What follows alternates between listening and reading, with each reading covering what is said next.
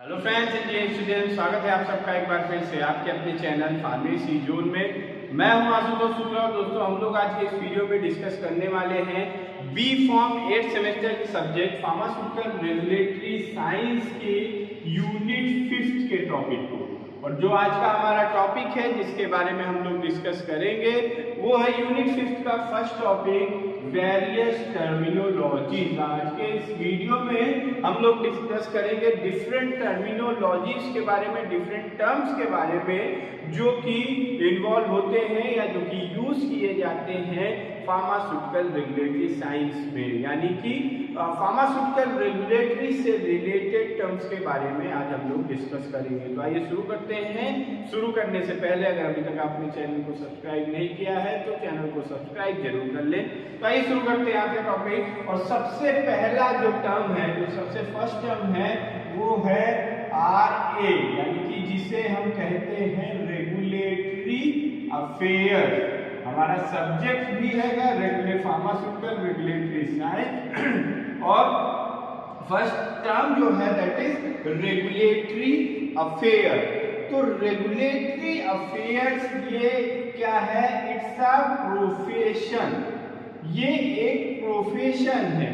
एक प्रोफेशन का मतलब क्या होता है कि ये रेगुलेटरी अफेयर्स एक काम है, एक जिसको जो प्रोफेशनल्स होते हैं, जो क्वालिफाइड प्रोफेशनल्स होते हैं, वो इस काम को करते हैं। अब ये प्रोफेशन है, मीन्स ये जो काम है इसमें क्या किया जाता है? तो जो रेगुलेटरी अफेयर्स से रिलेटेड पर्सनल्स होते हैं या जो प्रोफेशनल्स होते हैं, प्रोफेशनल्स ऑफ रेगुलेटरी अफेयर्स, ये किसी जो फार्मास्यूटिकल इंडस्ट्री होगी, फार्मास्यूटिकल इंडस्ट्री और जो रेगुलेटरी अथॉरिटीज होंगी, फार्मास्यूटिकल इंडस्ट्री और रेगुलेटरी अथॉरिटीज के बीच में ये एक ब्रिज का काम करते हैं। Pharmaceutical industry and regulatory authorities के बीच में ये एक ब्रिज का काम करते हैं। और ये जो रेगुलेटरी अफेयर्स की रिक्वायरमेंट होती है, ये उन इंडस्ट्रीज में रेगुलेटरी अफेयर्स की जरूरत होती है जिन पे जो कि रूल्स एंड रेगुलेशन से रेगुलेटेड होती हैं। जो रेगुलेटेड अथॉरिटीज इंडस्ट्रीज होती हैं, रेगुलेटेड इंडस्ट्रीज का मतलब जैसे कि हमारी हेल्थ केयर इंडस्ट्री है, जो फूड इंडस्ट्री है, एनर्जी इंडस्ट्री है, टेलीकॉम इंडस्ट्रीज है, जहाँ पे आप जैसे अगर आप कोई मेडिसिन बना रहे हैं तो उसके लिए हमें बहुत सारे लॉस को फॉलो करना पड़ता है। तो ये जो लॉस फॉलो होते हैं, ये इंडस्ट्री को, फार्मास्यूटिकल इंडस्ट्री को कौन से रूल्स एंड रेगुलेशन को फॉलो करना है, किस तरीके की वो ड्रग प्रोडक्ट बना रहा है, किस तरीके का वो मेडिसिन प्रोडक्ट बना रहा है, तो वो जो रेगुलेटरी कंप्लायंस है ये प्रोवाइड किया जाता है किसके द्वारा? रेगुलेटरी अफेयर प्रोफेशनल्स के द्वारा। मीन्स कि जो रूल्स एंड रेगुलेशन है वो उससे ये जो रेगुलेटरी अफेयर प्रोफेशनल्स हैं वो फार्मास्यूटिकल इंडस्ट्रीज को अवेयर कराते हैं और उन रूल्स एंड रेगुलेशन के तहत हम अपना काम करके जो भी हमारा काम है, जो भी हमारी मैन्युफैक्चरिंग है, वो हम रेगुलेटरी अथॉरिटीज के पास ले जाते हैं और फिर इनसे हम डिफरेंट तरीके के अप्रूवल्स लेते हैं। और ये जो रेगुलेटरी अफेयर्स है इसको गवर्नमेंट अफेयर्स भी कहा जाता है।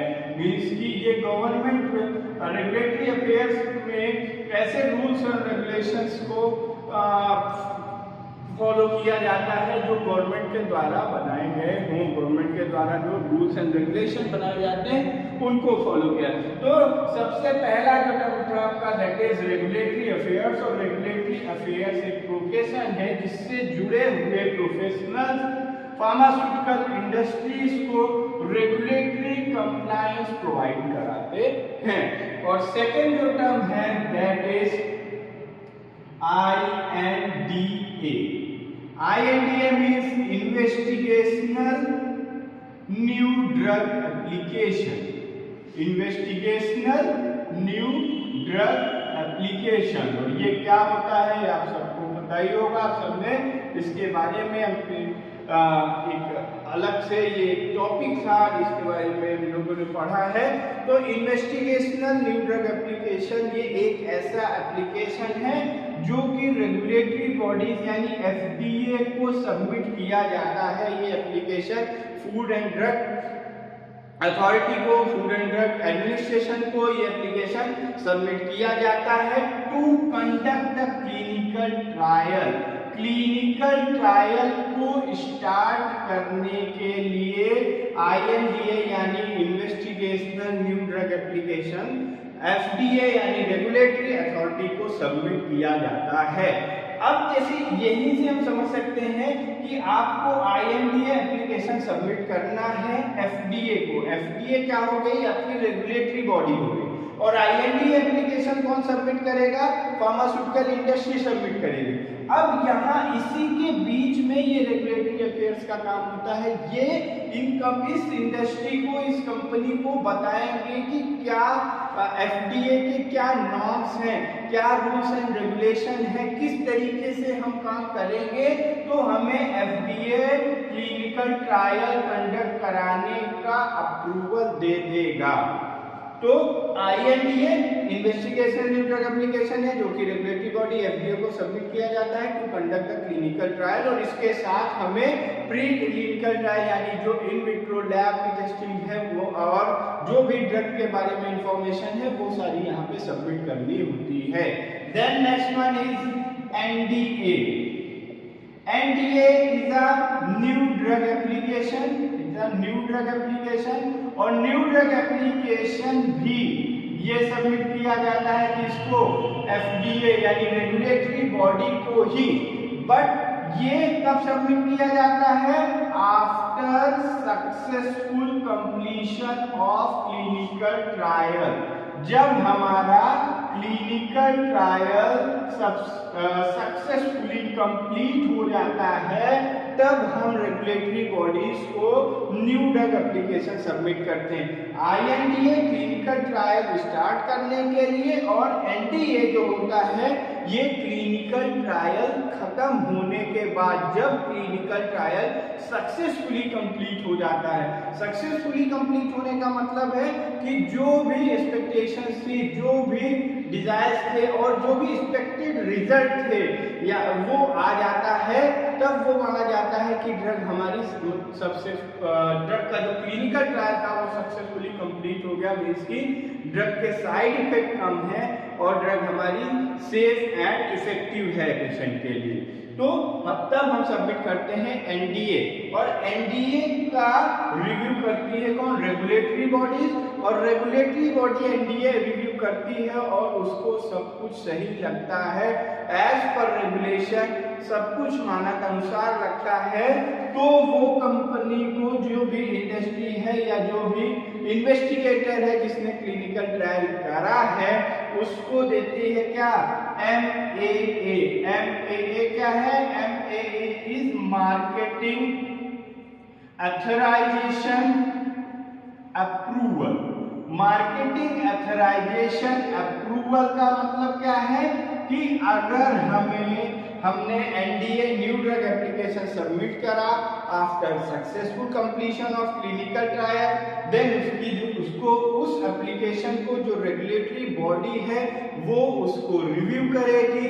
और अगर उस एप्लीकेशन के साथ जो भी इंफॉर्मेशन, जो भी क्लिनिकल ट्रायल की रिपोर्ट सबमिट करी गई है वो सेटिस्फैक्टरी होती है, तो ये रेगुलेटरी बॉडी इस इन्वेस्टिगेटर को दे देगा मार्केटिंग ऑथराइजेशन अप्रूवल।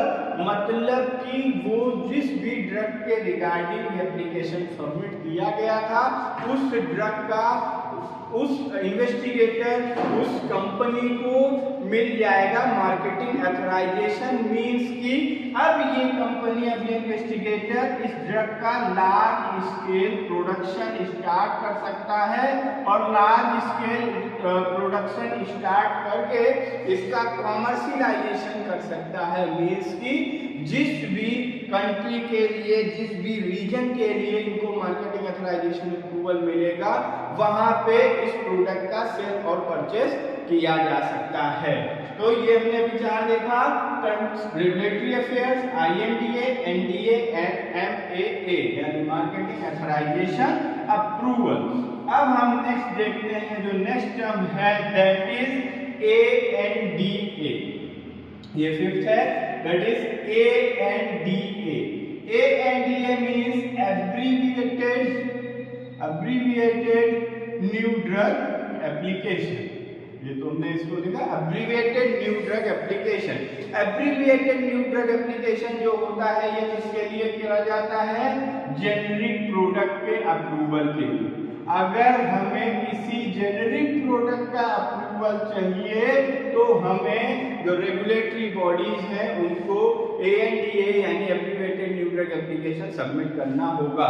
अब यहीं पे आ जाते हैं नेक्स्ट की जेनेरिक प्रोडक्ट का होगा। What are the generic product? इन सभी ये जो टर्म्स हम डिस्कस कर रहे हैं इन सभी टर्म्स के बारे में सेपरेटली वीडियो बना हुआ है, क्योंकि ये आपके सिलेबस में ये सब एक सेपरेट टॉपिक्स हैं, तो उनको भी आप प्लेलिस्ट से ले सकते हैं। तो जेनेरिक प्रोडक्ट वो प्रोडक्ट होते हैं जिनका पेटेंट का जो टाइम है वो कंप्लीट हो जाता है। 20 इयर्स के लिए पेटेंट मिलता है। पेटेंट जब एक्सपायर हो जाता है, पेटेंट खत्म हो जाने के बाद उन्हीं ड्रग के जब पेटेंट खत्म होने के बाद जब उन ऐसे ड्रग प्रोडक्ट को जो कि कवर्ड थे अंडर द पेटेंट एक्ट उनकी मैन्युफैक्चरिंग की जाती है तो उसी को कहा जाता है क्या? Generic product. और जेनेरिक प्रोडक्ट के अप्रूवल के लिए जो एप्लीकेशन फिल किया जाता है दैट इज ANDA यानी एब्रीविएटेड न्यू ड्रग एप्लीकेशन। अब हम आ जाते हैं नेक्स्ट टर्मिनोलॉजी पे that is CTD। CTD is common technical document. Common technical document is a set of specification. ये एक सेट ऑफ डॉक्यूमेंट्स है जो कि गाइडलाइंस प्रोवाइड कराई जाती हैं रेगुलेटरी अथॉरिटीज के द्वारा, और वहां पे ये सारी चीजें स्पेसिफाइड रहती हैं स्टेप बाय स्टेप कि कौन कौन से रूल्स हैं, क्या गाइडलाइंस है, वो हमें मिल जाते हैं कहाँ पे? कॉमन टेक्निकल डॉक्यूमेंट पे। नेक्स्ट टर्मिनोलॉजी है ECTD and ECTD is electronic common technical document जो कि इलेक्ट्रॉनिकली सबमिट करे जाते हैं, हार्ड कॉपी में नहीं। नेक्स्ट कुछ जो आपकी टर्मिनोलॉजीज हैं उनके बारे में भी हम देख लेते हैं। तो वो है क्या आपकी ICH यानी international council of harmonisation. International council of harmonisation ये एक इंटरनेशनल बॉडी है, इंटरनेशनल काउंसिल ऑफ हार्मोनाइजेशन, जो कि फार्मास्यूटिकल इंडस्ट्रीज को गवर्न करते हैं। और इनका जो काम होता है वो ये देखना कि जो भी ड्रग प्रोडक्ट बन रहे हैं, जो भी मेडिसिन बन रही हैं, उनका इंटरनेशनल लेवल पे जो रूल्स एंड रेगुलेशंस हैं यानी जो रेगुलेशंस हैं वो सिमिलर होने चाहिए, ताकि अगर हम कुछ जो बना रहे हैं तो ऐसा ना हो कि अगर इंडिया के लिए बन रही है फिर अगर हम उसे US में ले जाना चाहते हैं तो हमें फिर शुरुआत से बिगनिंग से स्टार्ट करना पड़े। इसको मेंटेन करने का काम किसका होता है? ICH का। और उसके साथ फिर कुछ टर्म ICH जो ज्वाइंट वेंचर में काम करता है वो करता है GCP के साथ यानी good clinical practice. Good clinical practice का मतलब ये है कि जो भी ट्रायल्स के समय जो ट्रायल्स हो रहे हैं, क्लिनिकल ट्रायल्स हो रहे हैं, उस समय पे जो भी काम करना है, जो सब्जेक्ट्स को डोजिंग देनी है, सब्जेक्ट सिलेक्शन है, वो प्रॉपर होना चाहिए। And then next one is GLP यानी गुड लेबोरेटरी प्रैक्टिस। जो भी लेबोरेटरी प्रैक्टिस है वो प्रॉपर होनी चाहिए। लेबोरेटरी प्रैक्टिस जहाँ पे हम एनिमल टेस्टिंग करते हैं या जो भी हमारे सैंपल्स आए उनकी टेस्टिंग करते हैं, ये नेक्स्ट है कुछ आपके IRB इंस्टीट्यूशनल रिव्यू बोर्ड या जिसे कि हम इंडिपेंडेंट एथिकल कमेटी के नाम से भी जानते हैं। FDA food and drug administration, ये सारे कुछ टर्मिनोलॉजीज हैं जो कि हमने यहाँ पे डिस्कस किया, और जो आपके सब्जेक्ट के अंदर है, और कुछ जो टर्मिनोलॉजीज है, टर्मिनोलॉजीज का मतलब है आपके सिलेबस में जितने टॉपिक आपने पढ़े हैं जो एक टर्म्स के रूप में थे, इस तरीके से थे, और जिनके कुछ फुल फॉर्म है, तो उन्हें हम क्या कहते हैं, टर्म्स कहते हैं। उन सबको आप यहाँ पे पढ़ सकते हैं इस टॉपिक के अंतर्गत। तो गाइस, ये था आज का हमारा topic, various terminologies involve in pharmaceutical regulatory science. I hope कि आपको ये टॉपिक समझ में आया होगा। इस टॉपिक से रिलेटेड कोई भी क्वेरी हो तो आप कमेंट बॉक्स में ड्रॉप कर सकते हैं, और टॉपिक के PDF नोट को डिस्क्रिप्शन बॉक्स में दिए हुए लिंक से डाउनलोड कर सकते हैं। Thank you.